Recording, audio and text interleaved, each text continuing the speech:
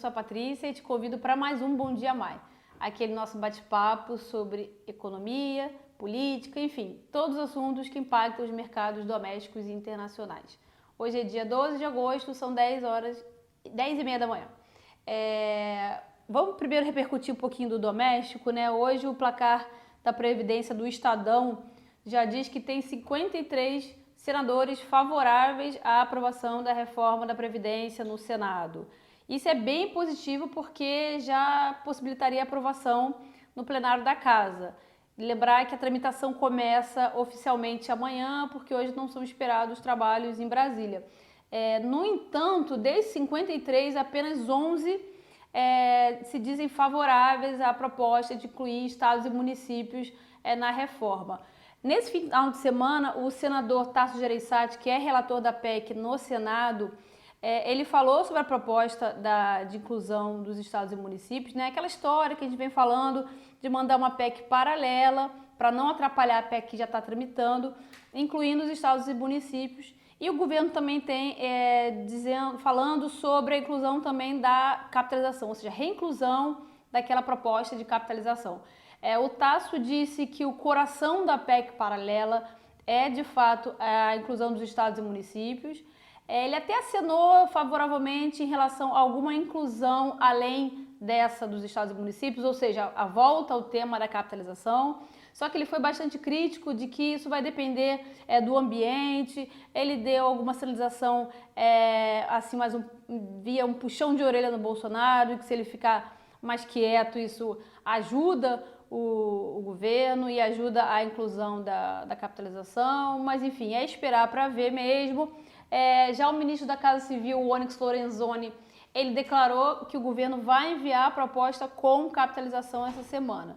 Então a gente vai aguardar para ver. Essa semana é esperado que o Paulo Guedes, o ministro da Economia, ele retorne com uma agenda aí positiva depois da Previdência. Era aguardada, a gente já sabia que o governo estava esperando só a Previdência passar em primeiro turno na Câmara e tramitação final, né, segundo também, para ele dar gás aí à agenda propositiva para o Brasil, para o mercado. Então incluiria privatização, reforma tributária, medidas administrativas. A gente está aguardando isso para essa semana. E também o relator da MP da Liberdade Econômica, aquela MP que caduca no final de agosto e que estava dependente de algumas alterações de texto. O relator finalmente alterou o texto na sexta-feira. Essas alterações foram acertadas tanto com o governo quanto com o Rodrigo Maia, o presidente da Câmara dos Deputados, e a expectativa é que essa nova versão seja votada essa semana, exatamente porque está muito próximo de caducar. Exterior, hoje o mercado está refletindo muito, não poderia deixar de ser, as eleições primárias na Argentina. O que são as eleições primárias, né? Na Argentina, diferentemente daqui, antes da eleição de primeiro e segundo turno, é feita uma eleição primária, onde ela funciona como uma espécie de filtro. Aqueles candidatos, aquelas chapas que têm menos de 1,5% dos votos, elas saem da eleição oficial. Então, de certa forma, ela funciona como um teste, né? Mais que uma pesquisa, um teste mesmo para, de fato, sentir o humor da população. Essas primárias, o voto é obrigatório e exatamente por isso, como esperado, elas iriam mexer bastante com o mercado a depender do resultado. O resultado mostrou que a chapa Fernandes com a Cristina Kirchner, ela alcançou 48% dos votos, enquanto a chapa do atual presidente Macri alcançou só 32% dos votos. Aqui ficam dois principais pontos. Assim, o primeiro é que na Argentina é um pouco diferente aqui do Brasil, né? Para você ganhar um pleito em primeiro turno, é necessário ou que o candidato consiga 40% dos votos e ainda coloque uma margem acima de 10% em cima do segundo candidato, ou que ele tenha 45% dos votos e ele já é campeão em primeiro turno. Diferente daqui, né, que a gente precisa da maioria de fato. Então, ou seja, com 48% dos votos, a gente pode falar que a chapa aí, mais ligada ao kirchnerismo, ela estaria de volta ao poder. E o que isso significa para termos de mercado é que é uma política, a volta daquela política que a gente já conhece, né, que é muito, enfim, popular no sentido de não ser pró uma política que de fato seja sustentável, né? Então vai ser uma política que a gente chama de desenvolvimentista,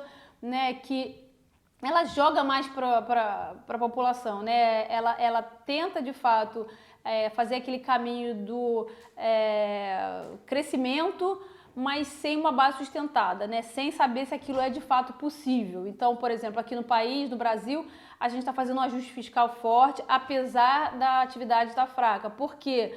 Porque não adianta a gente fazer um bando de medidas pró-crescimento, porque no final das contas elas geram um crescimento muito pequeno e um déficit enorme, né? Uma quebradeira fiscal enorme que no final das contas gera mais fraqueza econômica, né? Ao contrário. E enquanto a gente sabe que essas medidas elas não funcionam no longo prazo, às vezes até no médio e longo prazo, aqui no Brasil aconteceu isso principalmente no governo da Dilma, mas a gente sabe que existe um apelo muito grande para esse tipo de política, principalmente num cenário em que o Macri, que é o atual presidente, ele não conseguiu entregar exatamente o que era o esperado, ele não conseguiu, durante o mandato dele, arrumar a casa e tornar o ambiente melhor. Lembrar que esses trabalhos de arrumar a casa, assim como tem acontecido no Brasil, eles, à primeira vista, eles, na verdade, deprimem mais a economia, né? Ou então não entregam aquela expectativa de crescimento esperada. E é difícil para a população comum entender que esse tipo de coisa é necessária para um bem maior, né? Para um crescimento sustentado no longo prazo.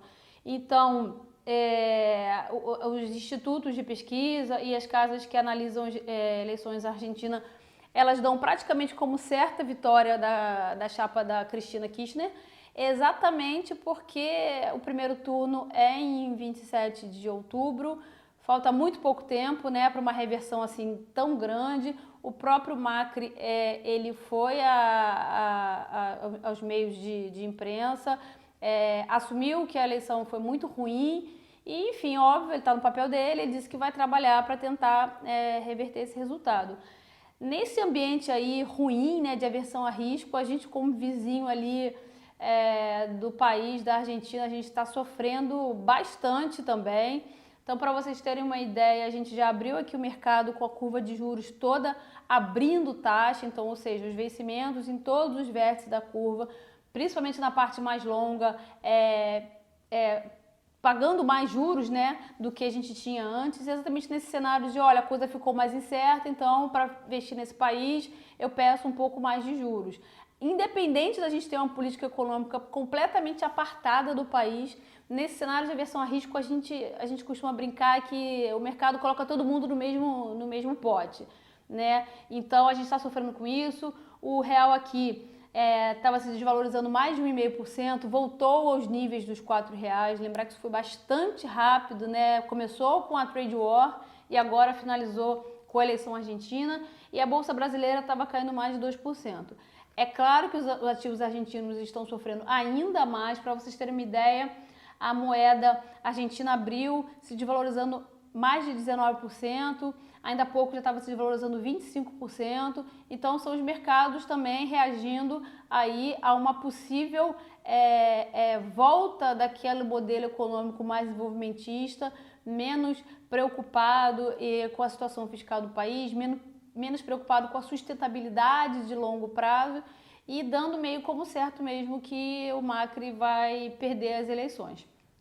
Só voltando um pouquinho de Brasil, a gente teve até uma pesquisa Focus, que é aquela pesquisa que a gente conhece toda segunda-feira sobre o mercado brasileiro, mostrando a expectativa de inflação mais baixa esse ano, reagindo ali aquele IPCA na semana passada que foi mais baixo. Os agentes que trocaram as suas projeções na última semana, nos últimos 5 dias, baixaram a expectativa de IPCA esse ano em 10 bips, está em 3,76, 3,67, desculpa. Os agentes de mercado é que estão com 3,76, o grupo grande, independente dos que trocaram ou não na última semana. O Focus também baixou a Selic para 5%, o que significa aí um corte de 1 ponto na Selic, muito parecido com o nosso cenário, que a gente espera 2 quedas de 50. E aí é claro que isso tudo fica bastante de lado nesse ambiente de eleição argentina. Então por hoje é isso, a gente fica aí no aguardo que o resto da semana e que as notícias positivas aqui domésticas, com esse conhecimento da agenda do Ministério da Economia pró-Brasil e até mesmo com o início da tramitação da reforma da Previdência no Senado e até da tributária na Câmara, dê algum gás novo, alguma recuperação e que pelo menos a gente, no dia de amanhã, hoje é difícil porque a agenda está fraca, mas pelo menos no dia de amanhã a gente tenha alguma devolução aí desse mau humor extremado por conta das eleições argentinas. É isso, eu espero vocês amanhã. Tchau, tchau!